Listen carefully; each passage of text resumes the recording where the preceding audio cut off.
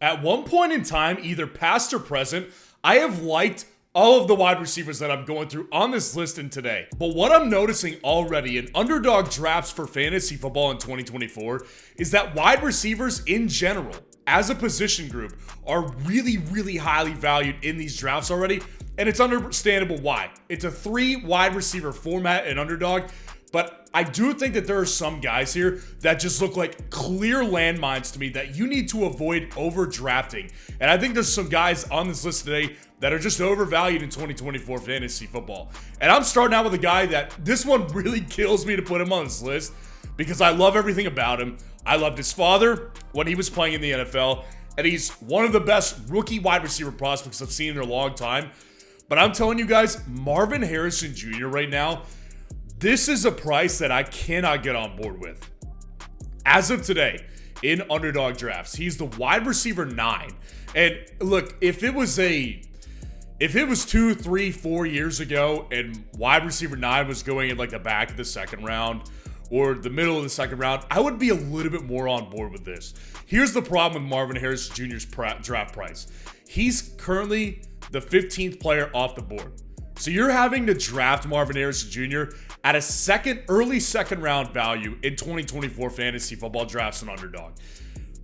Marvin Harrison Jr., yes, we're talking about a guy who is excellent as a prospect. Like I said, he is the best wide receiver prospect I've seen since Jamar Chase. It's not close. I love Jack Smith-Jigba last year. He's so much better than he was as a prospect. Marvin Harrison Jr., 2 straight dominant seasons at Ohio State, and really checks every box I have. Film breakdown was an A+. College target share was very strong. Gonna be a first round pick 100%, and his breakout year was a sophomore season. So he checks everything I'm looking for when it comes to rookie wide receivers for fantasy football success. The prospect is not the problem here. When you combine what his draft price is right now, and you look at everybody else that's going around him, let's take a look. You've got guys like Garrett Wilson going as wide receiver 8. A lot of people would argue they'd rather have Marv over him. I can understand that argument in particular. But what about guys like Kyron Williams? What about guys like Saquon Barkley, Jonathan Taylor? Does it sound like Marv should be going around those types of running backs when not only have we seen the elite ceiling from all of those running backs in the past in the NFL, but what's coming for them on their particular offenses should be elite as well. Los Angeles obviously has a great track record with running backs. Saquon Barkley going to Philly now, top offensive line, and Jonathan Taylor, top offensive squad with a running quarterback. This draft price is just too rich, and honestly, what we're expecting is that this is a price for perfection right here. It's something I cannot get on board with, and I really want to lower his draft price so I can take him. And maybe that happens in the next week or so when Marvin Harrison gets drafted to the team that he inevitably gets drafted to. But as of right now, I would say avoid this guy in underdog drafts. Now, the next guy on this list right here is also someone that I like a lot. And I think a lot of people like this guy. Up until last year, I would say the room was kind of split on where he was going to be in fantasy football. But last year, he broke out. And DJ Moore this year, I like him, but I don't like him this much. DJ Moore right now is experiencing a very similar problem to what Marvin Harrison Jr. is dealing with. The wide receiver 14 off the board, that price doesn't bother me. Marvin Harrison's wide receiver 9 ranking on underdog bothers me more than DJ Moore's ranking. Wide receiver 14, I'm fine with that with DJ Moore. Like I said, he was the wide receiver 6 last year in a half PPR format. You can see the numbers on the screen. He was elite in certain weeks in fantasy football. It's the fact that you have to pay a late second rounder for him. He's going at the back of the second round in underdog drafts. And again, this is simply becoming a problem here because DJ Moore is dealing with the same thing that he's been dealing with his entire career in the NFL. A new quarterback is coming to town. Now, this may be the best quarterback he plays with, but last year, he played with the best quarterback he'd ever played with Justin Fields, and it worked out perfectly for him in fantasy football. So from a stability perspective, DJ Moore was excellent when Justin Fields was his quarterback. So he's got another quarterback that he's got to adjust to in fantasy football. And a rookie quarterback is not exactly the most trustworthy player to deliver elite fantasy production outside of guys like CJ Stroud and Joe Burrow in their rookie seasons. So this is already a red flag for me personally. Now, the next thing that bothers me about this here is that, yes, if DJ Moore had the exact same surrounding cast around him, DJ Moore I'd be perfectly fine taking him here because Caleb Williams, I do believe, will be successful-ish at the NFL level. If it was the same supporting cast, I'd be fine. The problem is he's got Keenan Allen there now. And I know a lot of people will say, well, Keenan Allen's in his 30s now. He's been dealing with injuries basically his whole career. DJ Moore is going to continue to be the wide receiver one. Look, I like DJ Moore a lot. Like I said, I still like him to this day. I think he's an elite talent. But are we forgetting what Keenan Allen did last year? On the screen, you can see it, 17 fantasy points per game. This guy was elite in fantasy football. With Justin Herbert, Keenan Allen was elite. So my point on this is to say, look, you're getting an established elite wide receiver one there as well. And you've got two number one alphas right here. Who's to say that Caleb Williams prefers to throw to DJ Moore over Keenan Allen? What if Keenan Allen ends up getting 120, 30 targets and DJ Moore only gets 100? What if he's more the big play guy in this offense? He won't be worth a late second round pick. And that's my entire issue here. There's too many concerns here with DJ Moore for me, unfortunately, once again in his second year in Chicago. And I would rather take a shot on a guy like Nico Collins personally. I'd personally rather take Stephon Diggs and Brandon Ayuk, who are all going exactly around the same point as DJ Moore is. Specifically with the two Houston players, you've got the big play guy, Nico Collins, and maybe the target guy, Stephon Diggs. Very similar situation there, but we know for a fact that Houston's quarterback is more elite than Chicago's quarterback will be with Caleb Williams. I would rather take a guy like Nico Collins, Stephon Diggs over DJ Moore, and you could do it today by using code FFN to get a 100% deposit match up to $100 and get it an underdog draft today and take advantage of those values and leave a guy like DJ Moore for somebody else to take the risk on. Now, the next guy on this list right here, this one also kind of hurts me similar to Marvin Harrison Jr. It's a guy that I know for a fact I'll see comments about. Drake London, to me this year, I want to take him so bad, but right now at this price, I have more of an objection with his price, arguably, than I do with Marvin Harrison Jr.'s price. Drake London is the wide receiver 10, and he's going off the board in the early second round. He's got an ADP of 16.7, so basically the 17th, 18th pick off the board. Guys, Drake London is an elite talent. We all agree that Drake London is an elite talent. This is why he's being shot up to the wide receiver 10. Everybody knows he was elite in college, and he's gotten shafted.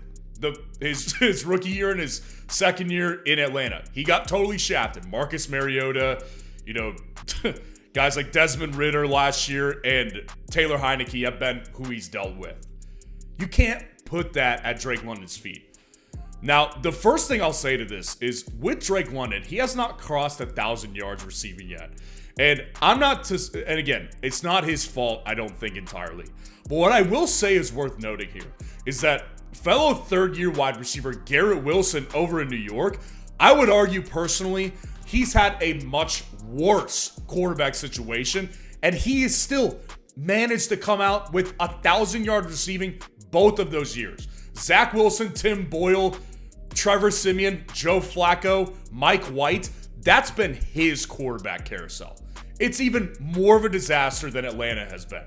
So I don't buy this notion that Drake London is innocent in all this. I don't think he's the primary reason, but I do think that he is able, if he's the talent we think he is, I think he should have been able to get 1,000 yards receiving. Now, the second problem with this also comes to the feet of Kirk Cousins, the new quarterback. So Kirk Cousins, if we were talking about him from last year before the Achilles injury, and he got traded to the Falcons, I would be all over this. I would be all over it because I do believe Kirk Cousins has showed plenty of years that he can support an elite wide receiver in fantasy football. Justin Jefferson, Stephon Diggs, this is a guy who has produced elite pass catchers in fantasy football. But we're looking at a 35-year-old quarterback. in his mid to late 30s. Coming off an Achilles injury that he suffered midway through the season in 2023. This guy was never an athlete either. He was never mobile. So how more immobile do you think he'll be in his mid-30s behind an offensive line that is not terrible, but it is not great? This is a problem to me. I don't just assume that Kirk Cousins comes in and he's the same guy that we remember him as. I think it's kind of irresponsible to think that. I get the intrigue here with Drake London. I really do. I think that he's an elite talent. I really do. I still like him. If his price was lower, I would take him. This price here is very similar to Marvin's. It's almost a price for perfection right here because there are still weapons that he has to fight for targets for. Kyle Pitts should, theoretically, if Drake London does well, he should have a great season as well. Bijan Robinson, I'm sure, is going to carry a lot of load here. So Drake London, best case scenario, Kirk Cousins is who he is, and he gets 140, 130 targets. Drake London at this price, at the front end of the second round, this is just an overvalue to me. Again, guys like Jonathan Taylor, Devon Achane, Brandon Ayuk are going around him. Those are guys that have just proven to have a much higher ceiling than Drake London has had. I can't get on board with drafting Drake London, and I advise you not to draft him right now. The last guy on this list right here that I want to talk about is someone, again, I loved him several years ago when he won me several fantasy football championships in 2021. He's obviously been an elite player, and I think the time is just up for Cooper Kupp. I'm not saying that I think Cooper Kupp is going to be a complete bust this year. I think that Cooper Kupp, if he remains healthy, can easily be a 900 to 1,000 yard receiver in 2024. He's got the quarterback still that he has lots of chemistry with, possibly some of the best chemistry in the league. And he's also knows how to get the job done. He's a red zone threat for them. He does a lot of things very well for the Los Angeles Rams when he's healthy. The problem here is that there's a clear number one wide receiver in town. Puka Nacua is the clear number one. And his draft price compared to Puka's indicates that everybody understands this at this point in time. So there's no question, like, in the draft world in fantasy football, what people think about Cooper Kupp's value compared to Puka Nacua's. That's not the problem here. Again, this is an overvalued, inflated price for Cooper Kupp, going at the front end of the fourth round, back of the third round. When you're looking at guys like Jalen Hurts going around him, Devonta Smith, guys like DK Metcalf, Travis Etienne, Keenan Allen. I'm sorry, but I would take Keenan Allen over Cooper Kupp in fantasy these days because we saw elite production from him last year. We didn't see elite level Cooper Kupp really last year. Cooper Kupp, I think he's in his 30s as well. And I think the time is just up for him. I think it is. I think his body is betraying him. And with the guys that are going around him that are also providing the upside. Fantasy football is an upside game. And especially if you're drafting today on Underdog. You want to take advantage of guys that you believe have the best boom potential because just in about a week here, draft prices are going to change. So for example, a guy like Rome Odunze at wide receiver 29, he may go to the Chargers. His draft price, that's going to shoot up. Possibly towards the range of Cooper Kupp or even higher than him.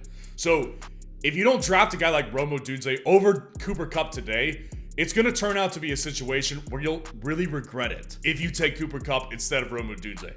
So I'd rather just take the shot on some younger players who have more upside at this moment in time than I would with Cooper Kupp. Let me know what you think of these guys in the comments below and who you're thinking about avoiding in 2024 fantasy football. And make sure you drop a like on this video and subscribe to the channel to show your support if you got value from this video today.